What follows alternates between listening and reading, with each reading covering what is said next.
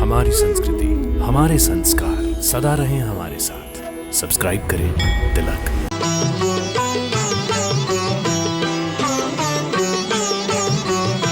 नभ नगर गान निशान जय धुनि उमगी जनु चहु दिस चलिए पद पखारत भाग्य भाजनु जनकु जय जय सब कहे।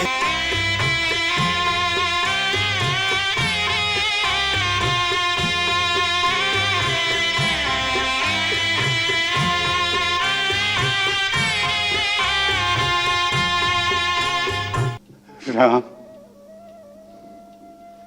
दंड तो स्वयं तुम अपने आप को दे रहे हो। इससे अधिक दंड मैं और क्या दूंगा। मैं अपनी पीड़ा में तुम्हारा दुख भूल गई थी वत्स। मुझे तुम क्षमा कर देना।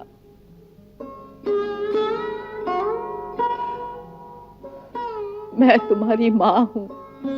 माँ की गोद सदा तुम्हारे लिए खुली रहेगी। ये दोनों अति सुंदर कुमार किसी ऋषि कुल की शोभा हैं अथवा किसी क्षत्रिय राजकुल के सपूत हैं। इन्हें देखकर मेरे सहज बैरागी मन में अनुराग की तरंगे क्यों उठने लगी हैं। सभी को प्यारे लगने वाले ये दोनों भाई रघुकुल मणि महाराज दशरथ के पुत्र हैं, राम और लक्ष्मण। महाराज दशरथ के स्वर्गवास पर अयोध्या के साथ मिथिला भी शोक में डूबी हुई है। अब तो आप ही के चरणों का सहारा है।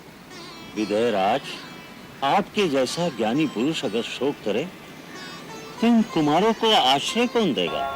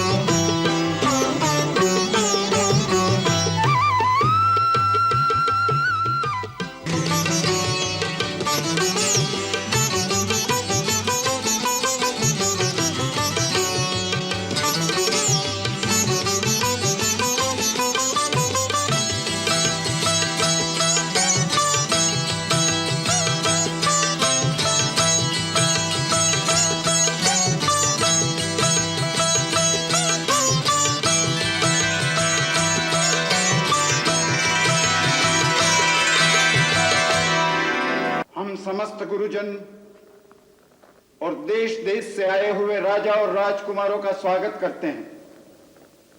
हमारे निमंत्रण का मान रखकर आप सब मिथिला पधारे हैं। आप सबको हमारा अभिवंदन।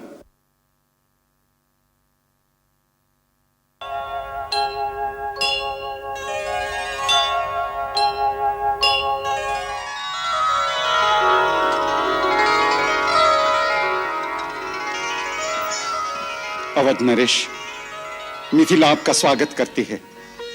मेरे बड़े भाग्य हैं कि आपकी चरण रज से मिथिला पावन हो गई।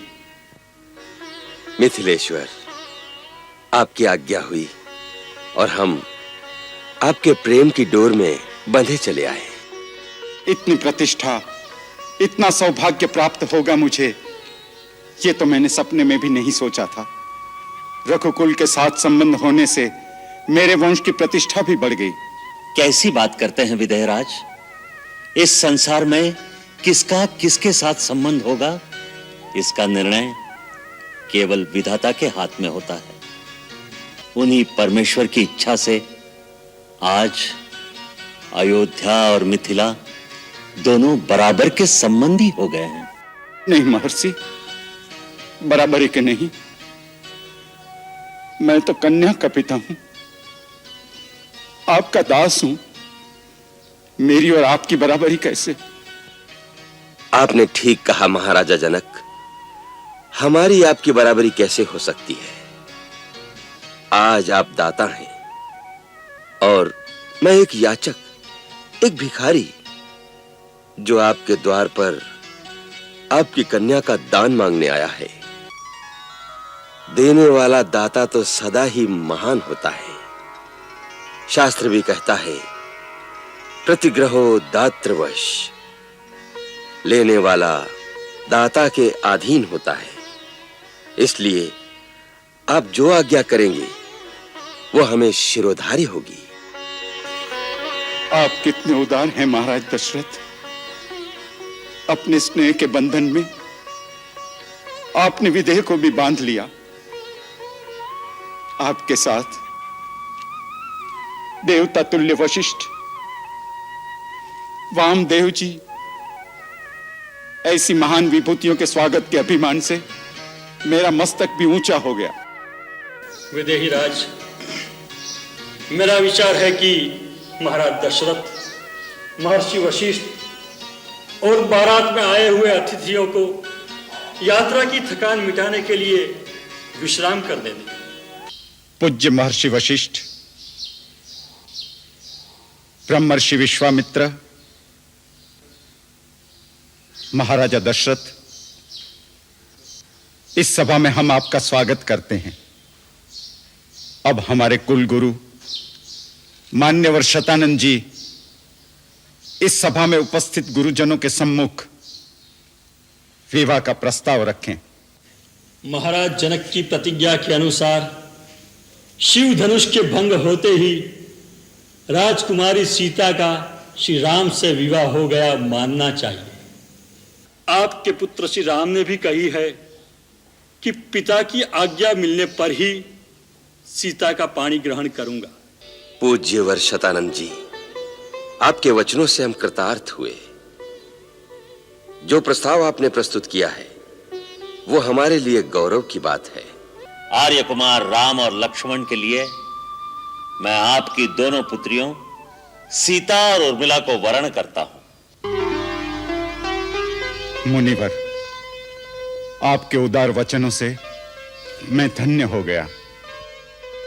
मैं बड़ी विनम्रता के साथ अपनी सीता को श्री राम के लिए और अपनी छोटी पुत्री उर्मिला को आर्य कुमार श्री लक्ष्मण के लिए रघुकुल की कुलवधुओं के रूप में समर्पित करता हूं। महाराज जनक के छोटे भ्राता संकाशा नरेश कुशध्वज की 2 कन्याएं हैं, मांडवी, श्रुतकीर्ति। हम इन दोनों सुकन्याओं का कुमार भरत और शत्रुघ्न के लिए वरण का प्रस्ताव रखते हैं। इस प्रस्ताव का अनुमोदन मैं किन शब्दों में करूं? मुनिराज, आपके इस प्रस्ताव से सारा निमिवंश धन्य हो गया। कुशध्वज अपनी पुत्री मांडवी का कुमार भरत के लिए और अपनी छोटी पुत्री श्रुतकीर्ति का कुमार शत्रुघ्न के लिए कन्यादान अवश्य करेंगे।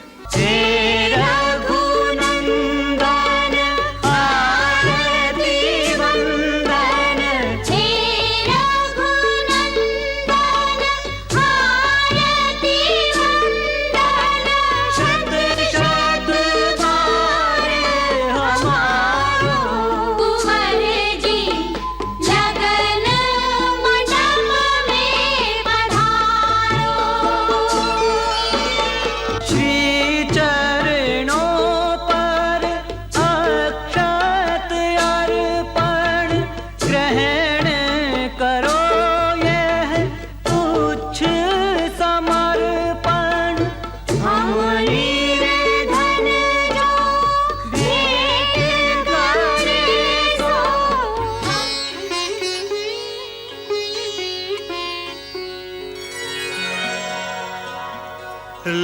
लागे पखारन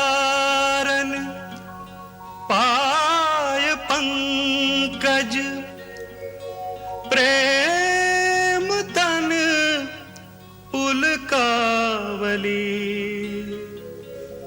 नभ नगर गान निशान जय धुनि उमगी जनु चहु दिसि चली उमगी जनु चहु दिसि चली उमगी जनु चहु दिसि चली करि मधुप मन मुनि जोगी जन जैसे अभिमत गति लहै पे पद पखारत भाग्य भाजन जनकु जय जय सब कहे जय जनकु जय जय सब कहे जय जनकु जय जय सब कहे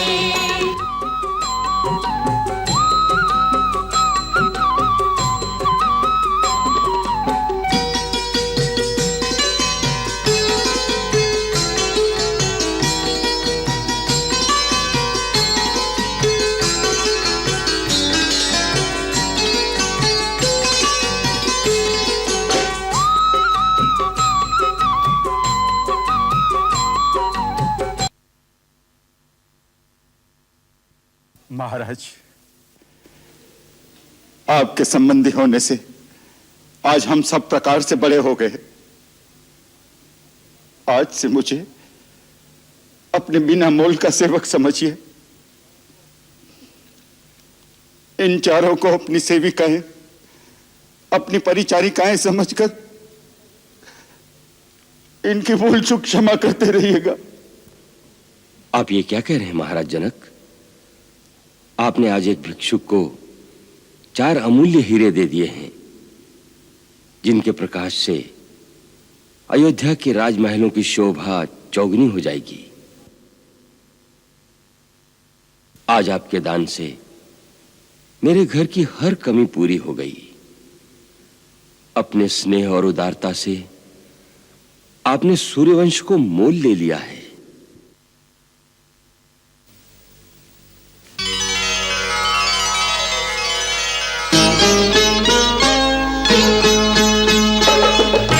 हमसे बेटी की डोली इतनी जल्दी विदा नहीं की जाएगी महाराज। बेटी के मोह ने मेरा योग, मेरा संयम, मेरा ज्ञान सब कुछ विचलित कर दिया है। मेरी सहायता कीजिए अयोध्यानाथ। यदि आप कुछ दिन और मिथिला में रहने की कृपा करें तो ये सेवक कृतार्थ हो जाएगा। बस इतनी सी बात? मिथिलेश्वर, हम उसी दिन जाएंगे जिस दिन आप स्वयं अपने मुख से हमें जाने की अनुमति देंगे। यह दशरथ का वचन है मित्र।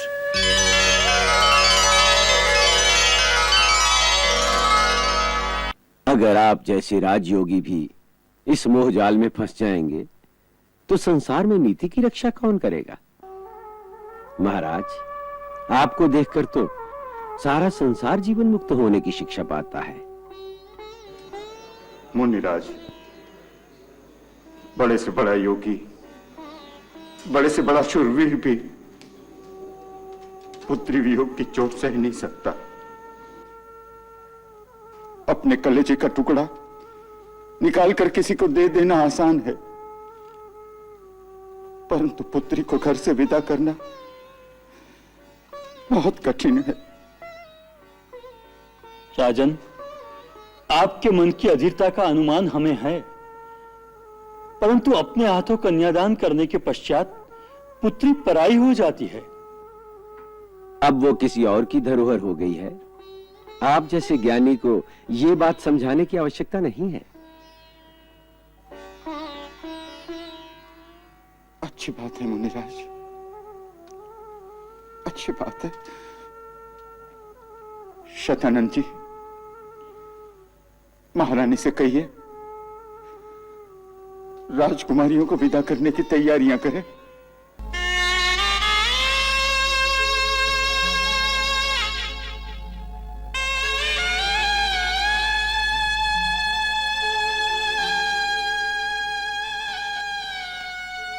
मिथिलेश्वर, ये क्या कर रहे हैं आप? आपका स्थान तो बहुत ऊंचा है। इसी प्रकार इस दास पर सदा कृपा बनाए रखिएगा महाराज। असावधानी में कोई भूल चूक हो गई हो तो क्षमा कीजिएगा। सीता, उर्मिला, मांडवी, श्रुतकीर्ति, चारों बहनों ने पिता माता का लाड चाव ही जाना है। ससुराल का अनुशासन, रीति नीति समझने में संभव है थोड़ा समय लगे। इन चारों बालिकाओं को अपनी सेविकाएं समझकर उदार भाव से आपके चरणों में स्थान दीजिएगा महाराज। ये तो घर की लक्ष्मी है। लक्ष्मी का स्थान चरणों में नहीं, सिर माथे पर ही होता है। कन्या का पिता तो केवल यही कह सकता है। इन चारों को अपनी परिचारिकाएं समझिए। नहीं महाराज जनक, मैं तो अयोध्या की होने वाली महारानी को लेकर जा रहा हूं। उसका आदर सत्कार वैसा ही होगा जैसा एक महारानी का होना चाहिए। आप उदार हैं, महान हैं।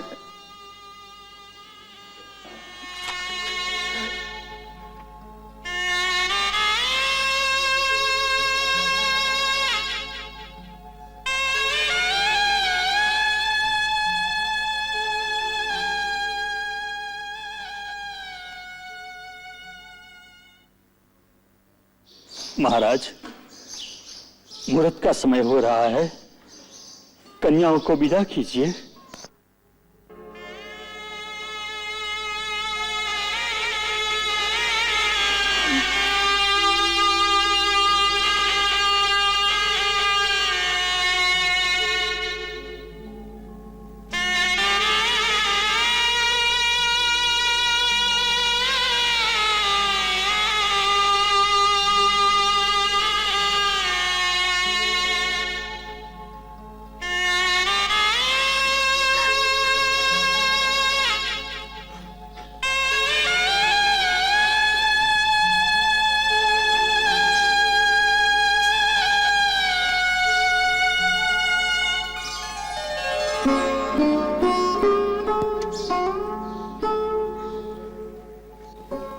बेटी,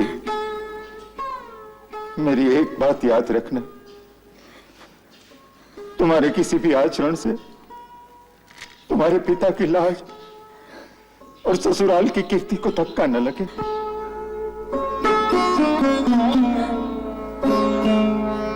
राज दुलारी की आज विदाई, प्राणन प्यारी की आज विदाई।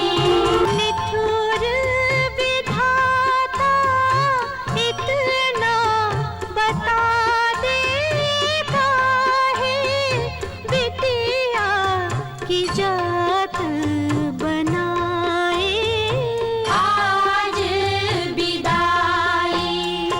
राज दुलारी आज विदाई, प्राणन प्यारी की आज विदाई।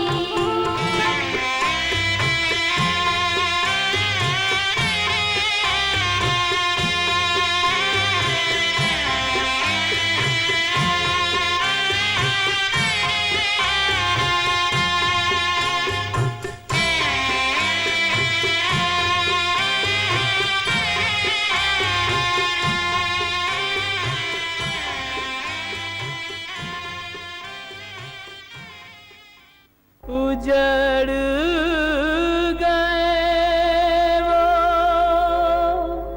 महल वो गलियां, जिनमें सिया का बचपन भी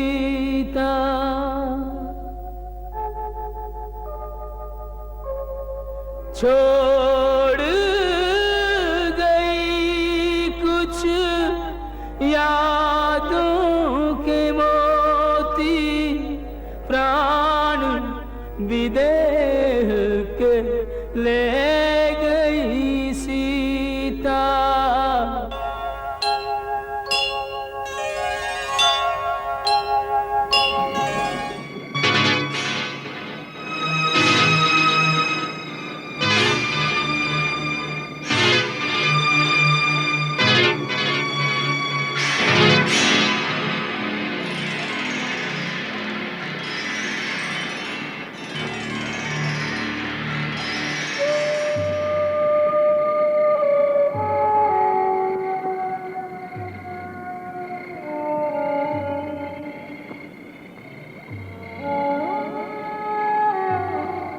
मिथिला नरेश महाराज, जनक का रथ अयोध्या के द्वार पर खड़ा है। महाराज स्वयं रथ में विराजमान है। द्वार खोल दिया जाए। द्वार खोल दिया जाए।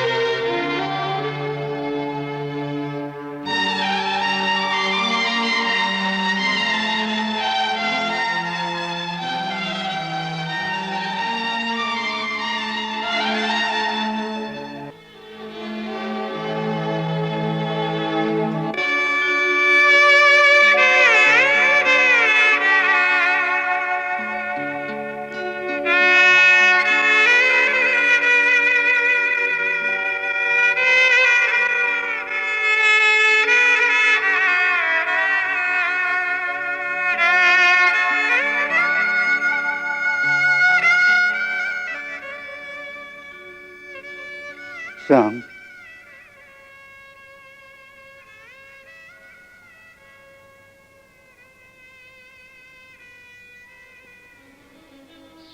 महाराज, मैं आपके हृदय की अवस्था समझता हूं।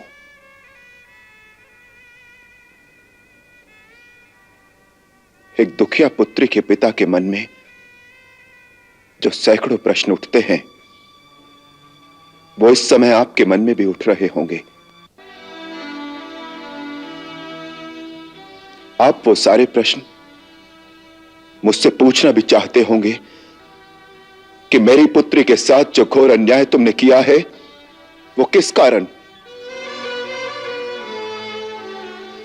उसका दोष क्या था?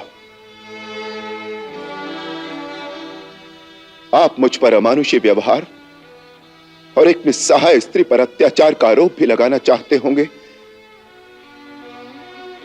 परंतु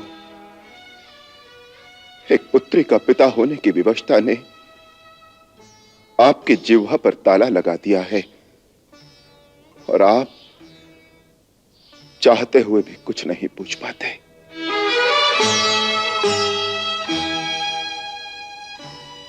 मुझे यही आशंका थी कि आप एक दिन ये सारे प्रश्न मुझसे पूछने अवश्य आएंगे,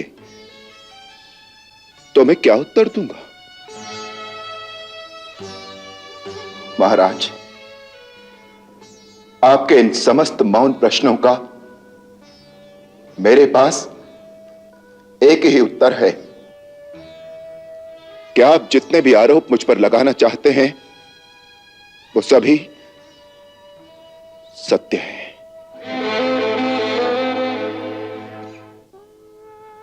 मैं परम दोषी हूं। मैं दोषी हूं आपका, सीता का। मैं अपना दोष स्वीकार करता हूं। राम, दंड तो स्वयं तुम अपने आप को दे रहे हो। इससे अधिक दंड मैं और क्या दूंगा?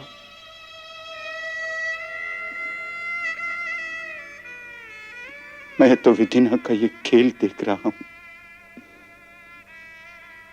कि किस प्रकार एक महामानव उस पाप का दंड भोगता है जो पाप उसने किया ही नहीं।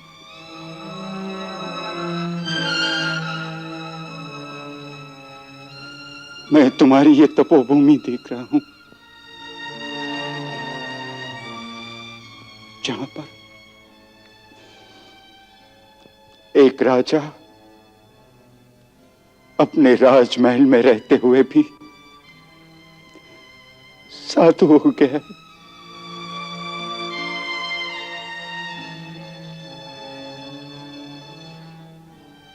राम, तुम्हारी ये अवस्था से मन में पीड़ा होती है। और जो राजमहल की महारानी होकर निस्सहाय अवस्था में वनों में बारी बारी भटकती फिर रही होगी, उसकी ओर आपका ध्यान नहीं जाता?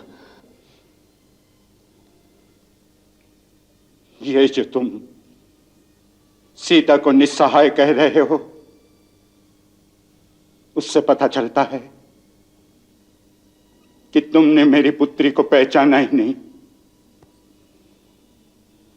राम, मेरी पुत्री निसहाय नहीं है,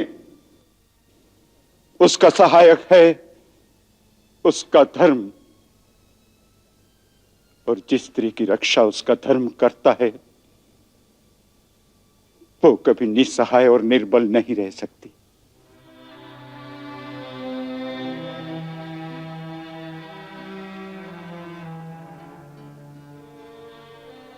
यदि मेरी पुत्री सचमुच असहाय होती तो उसी दिन उसका पिता उसकी सहायता के लिए आ जाता।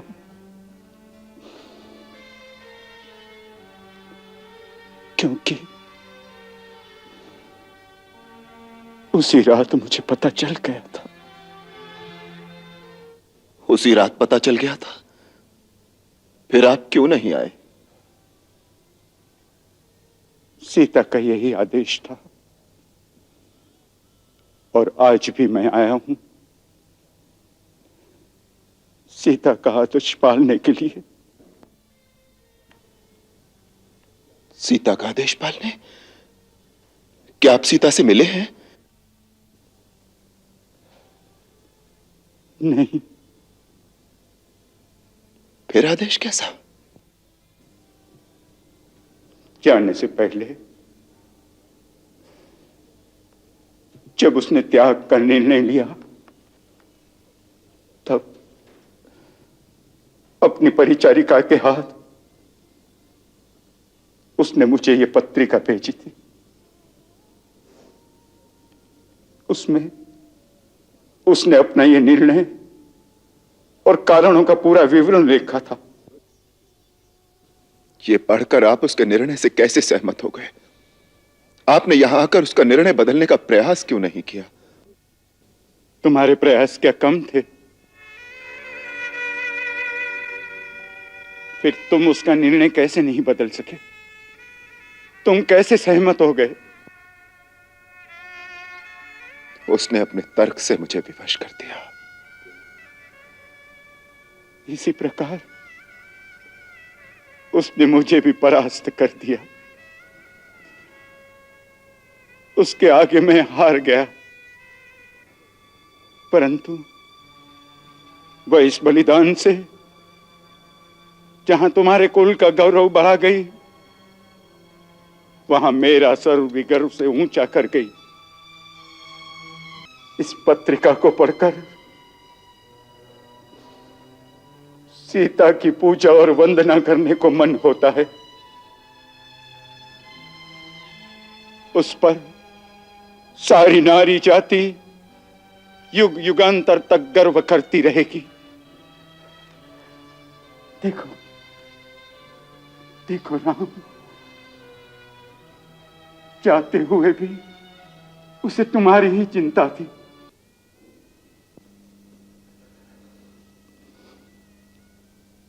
इसलिए जब तुम्हारी अवस्था से विवश होकर लक्ष्मण ने मुझे यह संदेशा भेजा कि तुमने कितना कठोर व्रत धारण किया है, इस प्रकार तुम संसार से विरक्त होते जाते हो,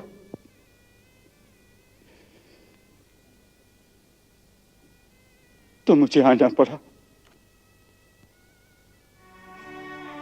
राम,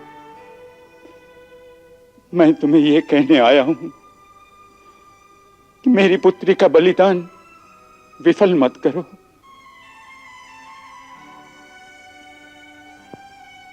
उसने इतना बड़ा त्याग किया है, तुम्हें आदर्श राजा सिद्ध करने के लिए, जो अपनी प्रजा को सुख दे। तुम दुख को अपना साथी बना लोगे तो दूसरों को क्या सुख दोगे?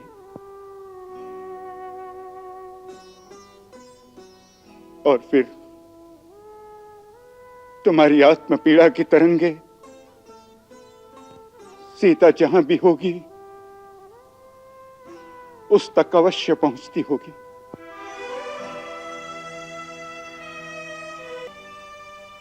अपनी विवलता से तुम उसे विवल करते रहोगे, क्योंकि पति पत्नी की आत्माएं एक गूढ़ संबंध में एक दूसरे के साथ जुड़ी रहती हैं। सीता के लिए, सीता के गर्भ में पल रही अपनी संतान के लिए तुम्हें अपने मन को पीड़ा के क्षेत्र से निकालकर कर्म के क्षेत्र में लगाना होगा।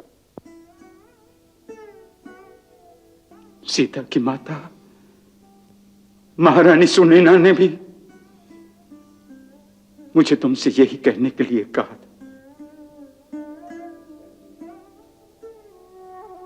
माता ने केवल संदेशा भेजा है, स्वयं नहीं आई। ठीक ही तो है, जिस अयोध्या में सीता नहीं, उस मृत नगरी में आकर वो क्या करते हैं? नहीं राम, नहीं, ऐसी बात नहीं।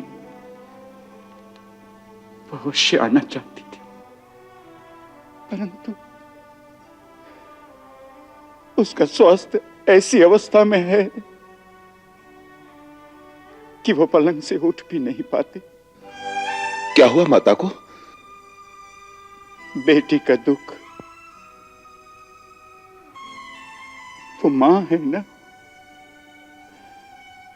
मां से अपनी बेटी का दुख सहन नहीं होता।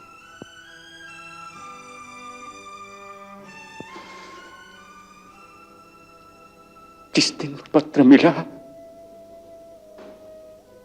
वो अपना कलेजा पकड़कर पलंग पर बैठ गई और आज तक फिर नहीं उठी।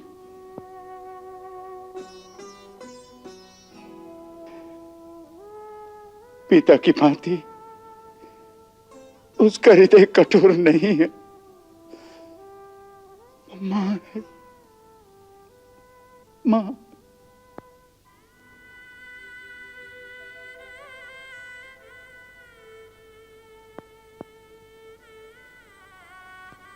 मेरे पापों के फलस्वरूप सभी पीड़ा भुगत रहे हैं। वो मेरे लिए क्या सोचती होंगी? कैसा निर्दयी है राम। हमारी पुत्री के साथ इतना बड़ा अन्याय हुआ है, और वो जिसके कारण हमारी पुत्री इतना महान कष्ट भोग रही है, वो 2 घड़ी के लिए सांत्वना देने भी नहीं आया। यदि आपकी आज्ञा हो तो मुझे उनकी सेवा में जाना चाहिए।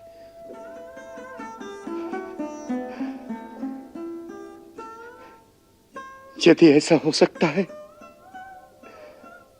तो बड़ा उपकार होगा हम पर। तुम्हारे जाने से महारानी सुनैना को ढाढ़स बन जाएगी।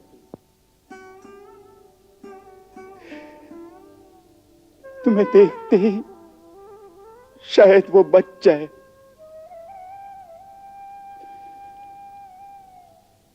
मैं ये जानता हूं, फिर भी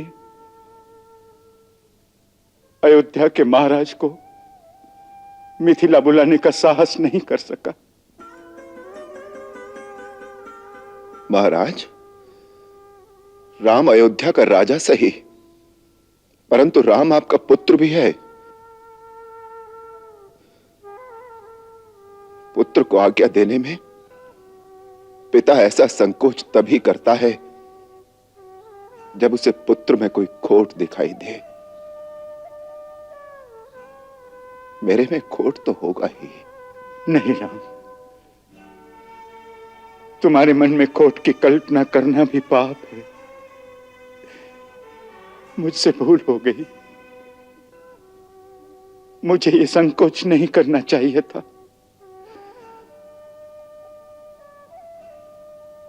तुम्हारे आने से महारानी सुनैना को जीवन दान मिल जाएगा। अगर हो सके तो मेरे साथ ही चलो पुत्र, मेरे साथ ही चलो। सीता को मैंने अपनी कोख से जन्म नहीं दिया, फिर भी वही मुझे सबसे अधिक प्रिय है। अपना दुख दिखाई देता है महारानी, परंतु राम का दुख नहीं देख सकती। राम निर्दोष है, वह भी उतनी ही पीड़ा सहन कर रहा है जितनी आप, कदाचित आपसे अधिक, परंतु वो किसी को दिखा नहीं सकता। वह कितना सहन कर रहा है ये पूछो लक्ष्मण से, जो प्रतिपल प्रतिक्षण उसका साक्षी है। वनवास की भांति आज फिर लक्ष्मण निद्रा को त्याग कर प्रतिपल प्रतिक्षण केवल अपने भैया की पीड़ा को निहारता रहता है।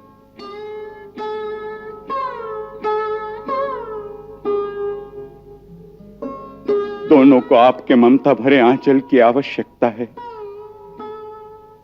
इन्हें हृदय से लगाकर सांत्वना दो महारानी।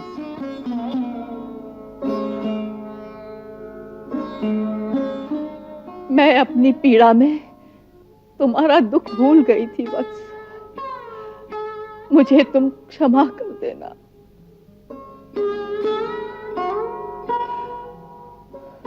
मैं तुम्हारी माँ हूँ, माँ की गोद सदा तुम्हारे लिए खुली रहेगी।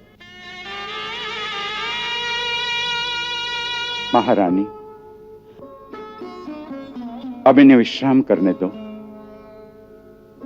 राम, लक्ष्मण, अपने कक्ष में चलो और थोड़ा विश्राम करो। जाओ पुत्र, जाओ।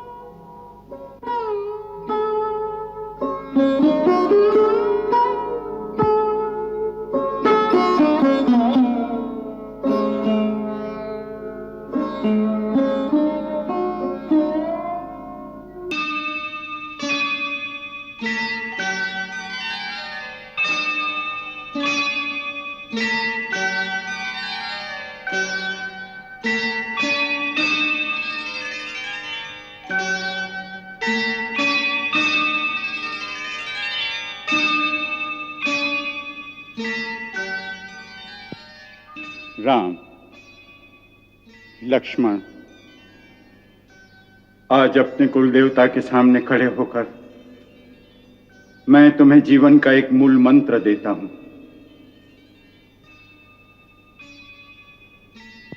राम, जीवन में शुक्ल पक्ष और कृष्ण पक्ष दोनों का आना अनिवार्य है।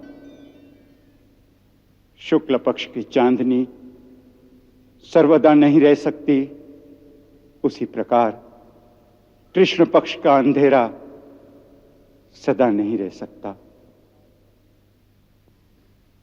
काल का धर्म है बदलना, दिन को रात में और रात को दिन में बदलना। यही काल की गति है। यही सोचकर मनुष्य को कृष्ण पक्ष से अंधेरे से घबराकर हताश नहीं होना चाहिए।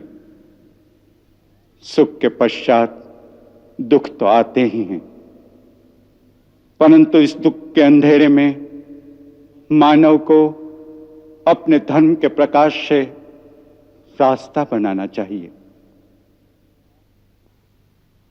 इसी को पुरुषार्थ कहते हैं। निराशा की धरती पर आशा के बीज बोने चाहिए। यही बीजारोपण भविष्य में फल देता है। यही मानव कर्तव्य है और यही मानव आदर्श।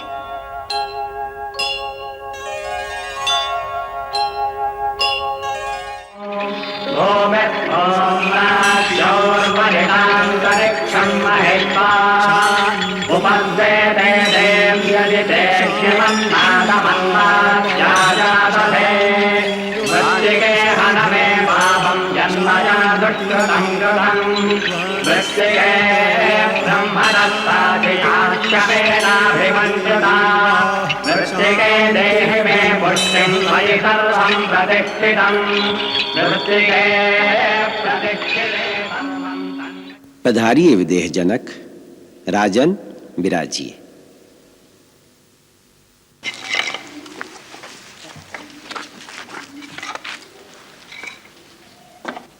ब्रह्मर्षि, मिथिला में आपका स्वागत है। आपके चरण रज से जनकपुरी पावन हो गई। हमारे निवेदन मात्र पर आपने मिथिला तक आने का कष्ट किया। इस अनुग्रह से हम कृतार्थ हो गए। विदेहराज, आप तो स्वयं ऋषियों में महर्षि तथा ज्ञानियों में महाज्ञानी हैं। आपके प्रेम पूर्वक आग्रह को हम कैसे टाल सकते थे? प्रभु, अब मेरी प्रार्थना है आप राजमहल में चलकर निवास कीजिए, जिससे इस सेवक को स्वयं आपकी सेवा करने का अवसर मिल जाए।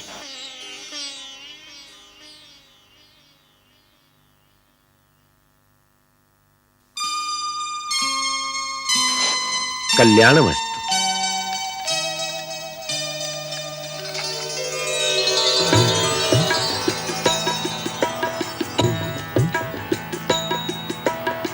मूर्ति मधुर मनोहर देखी, मूर्ति मधुर मनोहर देखी, भयं विदेह विदेह विसेखी, भयं विदेह विदेह विसेखी।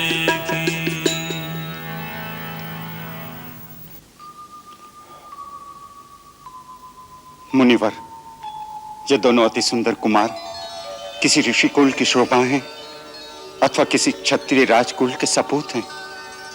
इन्हें देखकर मेरे सहज बैरागी मन में अनुराग की तरंगें क्यों उठने लगी हैं?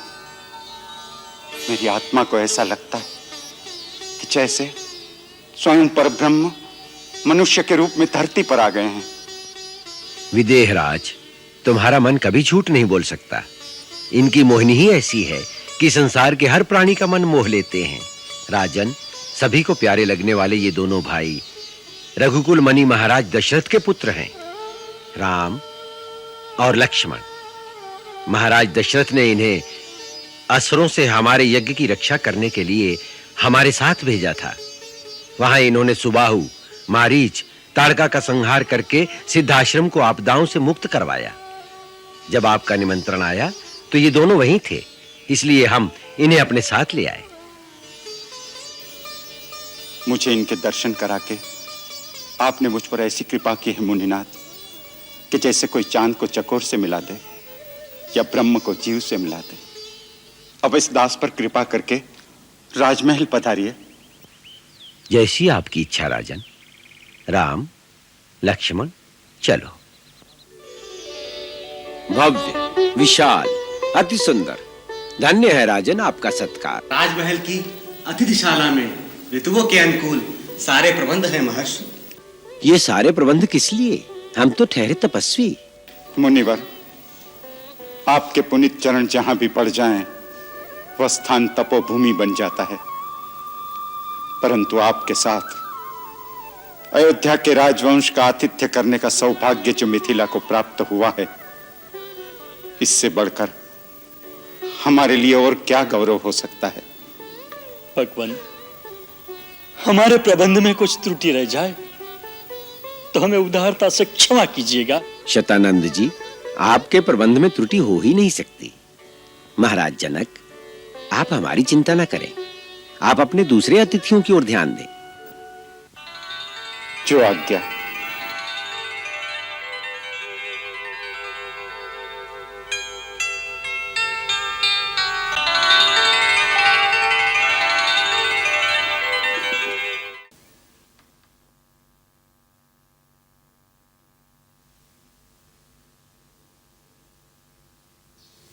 देश देश और द्वीप द्वीप के बड़े बड़े राजा और राजकुमार मेरा प्रण सुनकर इस स्वयंवर में आए हैं। मैं यह भी देख रहा हूं कि इस सभा में न केवल मानव बल्कि कई देव और दानव भी मनुष्य का रूप धर कर आए हैं। परंतु मुझे बड़े दुख से कहना पड़ता है कि अपने आप को परम पराक्रमी, रणधीर, शूरवीर कहलाने वाले इन सब लोगों की भीड़ में सच्चा वीर एक भी नहीं निकला।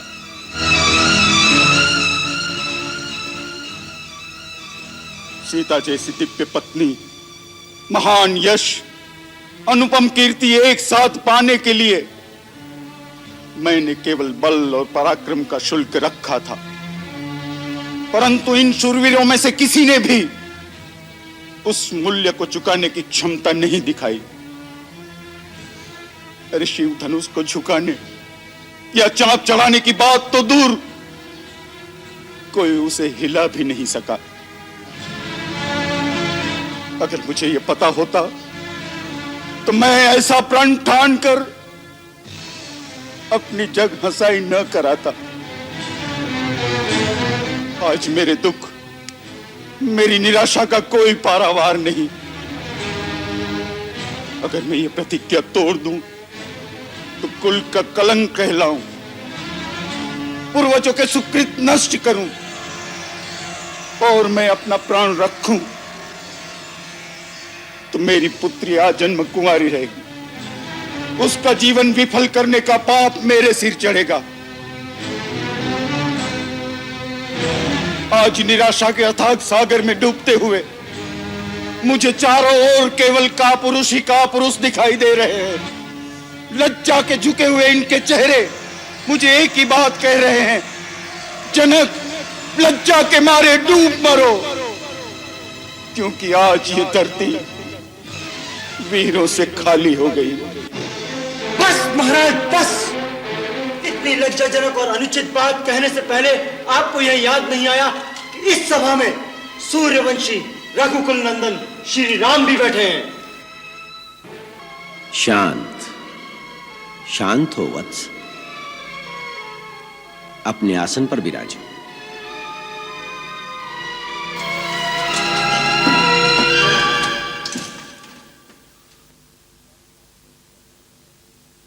किसी का अपमान करने का मेरा विचार नहीं। घोर निराशा के कारण यह उद्गार फूट पड़े। यदि किसी की अवहेलना हुई हो तो वो मुझे क्षमा करें।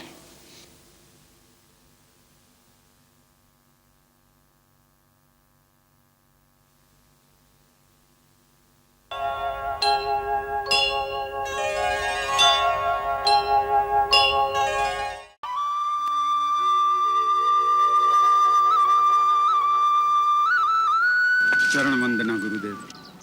कल्याण हो विधेयराज, आपका आगमन शुभ है। चिरंजीव हो।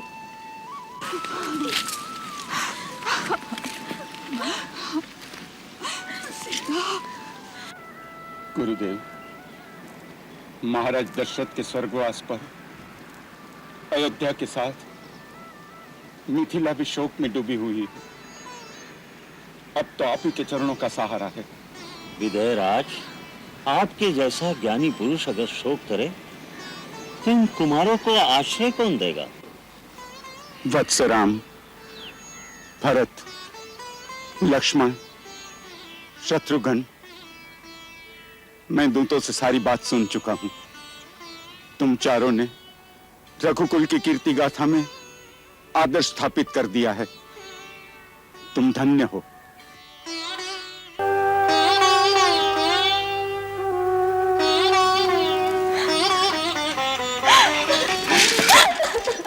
बेटी,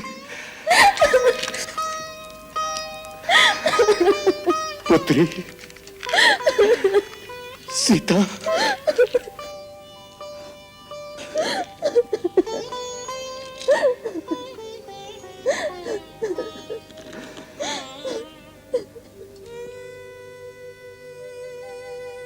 मेरी लाडली, तेरा ये वेश देखकर हृदय में करुणा का ज्वार उमड़ रहा है। परंतु पुत्री, मुझे अपार गर्व भी है कि तुमने नारी धर्म का कीर्ति स्तंभ स्थापित कर दिया। पिताजी, मैंने तो वही किया है जो आपने माता जी ने सिखाया है। आओ बेटी।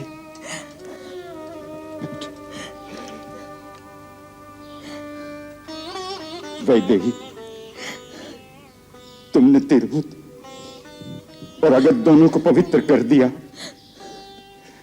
तुमने दोनों कुलों की कीर्ति बढ़ा दी। तुमने माता पिता के मस्तक गर्व से ऊंचे कर दिए। देव नदी गंगा केवल 3 पथों पर प्रवाहित होती है, परंतु तेरे चरित्र की निर्मल कीर्ति से समस्त आर्यावत पावन तीर्थ स्थल हो जाएगा।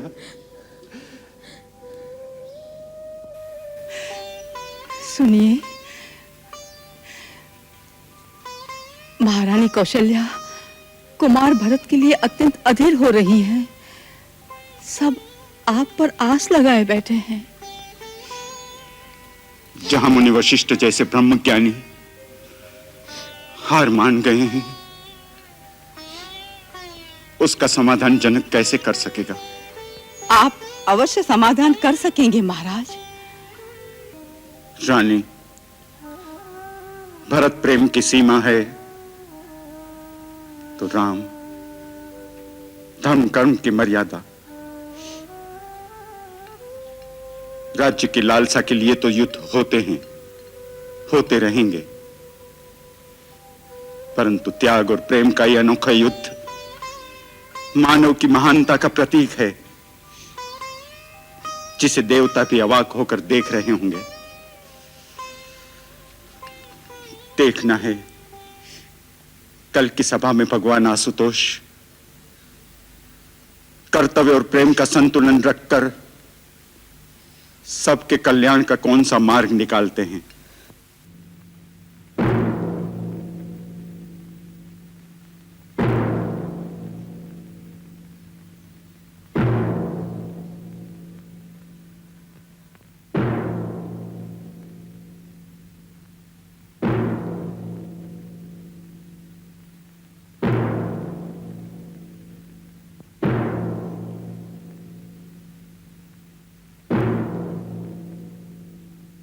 महाराज जनक, जैसा आपको विदित हो चुका है, अयोध्या का राज परिवार इस समय एक धर्म संकट में फंस गया है। ऐसे समय में आपका आगमन सर्वतः मंगल सूचक है। इससे हम सबको धैर्य बन गया है कि आप अपने ज्ञान और विवेक से हमारा मार्गदर्शन करेंगे। एक ओर राम की मर्यादा है और दूसरी ओर भरत का प्रेम। इन दोनों में जीत किसकी हो? आप इस समय दोनों परिवारों में सबसे श्रेष्ठ हैं। इसलिए हम सब ने एक मत होकर निश्चय कर लिया है कि आप जैसा निर्णय करेंगे सभी लोग उसका पालन करेंगे। नाथ, हमारे लिए अब पिताश्री के स्थान पर आप ही हैं। आप धर्म के पूर्ण ज्ञाता हैं, इसीलिए मुझे विश्वास है कि आप मेरे धर्म की रक्षा करेंगे। मुझे अपना सेवक समझकर आप जो आज्ञा देंगे मैं उसे पूरा करूंगा।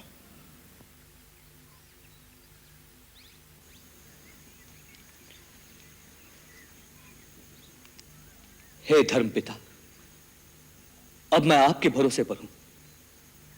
आप एक पिता की भांति मुझे अधर्म से बचाएंगे। आप एक राजा भी हैं और एक ऋषि भी, इसीलिए निष्पक्ष भाव से आप मेरे हृदय के प्रेम को जानकर मेरा न्याय करेंगे। मैंने श्रीराम भैया के राज्याभिषेक की पूरी सामग्री आपके सामने रख दी है। यदि न्याय मेरे पक्ष में है तो इसी समय सबके सामने श्री राम भैया का राज्याभिषेक किया जाए। यही अपेक्षा लेकर मैं अपने आप को आपकी आज्ञा के अधीन करता हूं।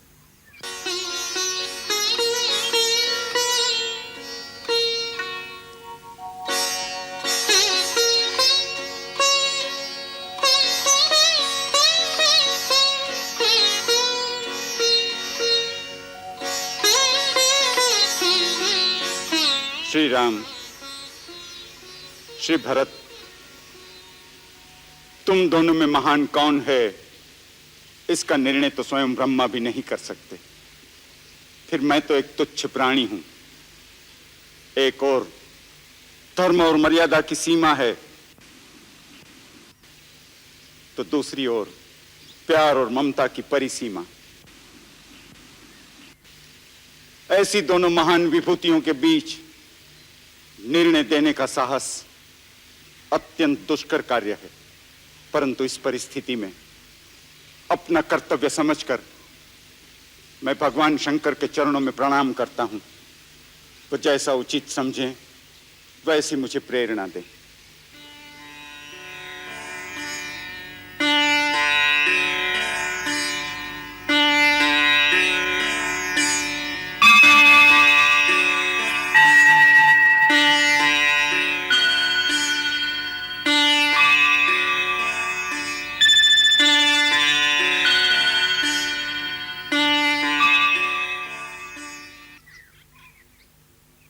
हे राम, अपने धर्म पर तुम्हारी दृढ़ता देखकर इस समय देवता भी तुम्हारी वंदना कर रहे हैं। धर्म ही सबसे बड़ी शक्ति है, जिसके सहारे ही धरती स्थिर है।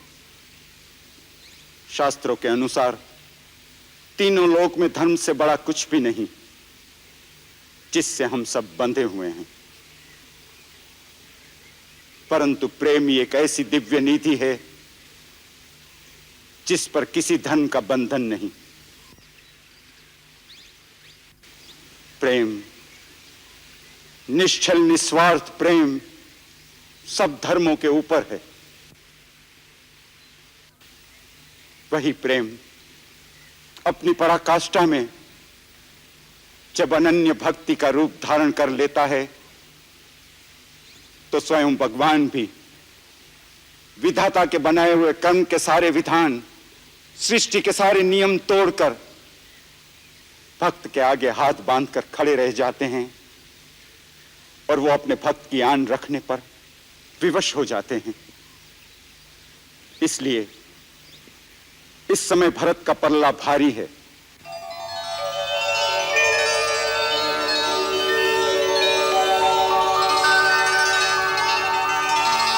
राम, भरत का प्रेम निश्चल निस्वार्थ है और वो तुम्हारा अनन्य भक्त है।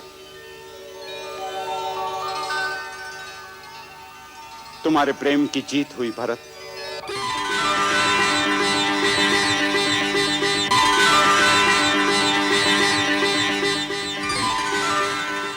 परंतु याद रखना, प्रेम का भी एक विधान है, उसके भी कुछ नियम है। प्रेम की असली शक्ति उसके निस्वार्थ होने में है, और जब प्रेम निस्वार्थ होता है तब वो कुछ नहीं मांगता।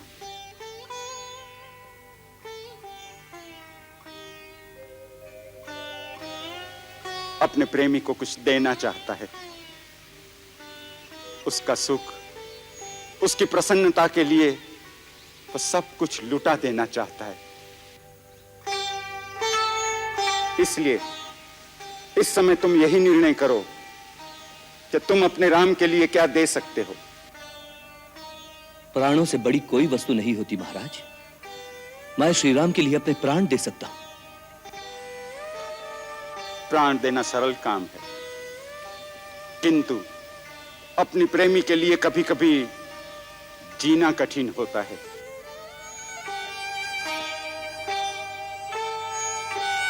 यदि तुम सच्चे भक्त हो तो श्री राम के चरणों में बैठकर उन्हीं से पूछो कि उनकी प्रसन्नता किसमें है, और वो जो कहें वही कार्य प्रेम की पूजा समझकर करो।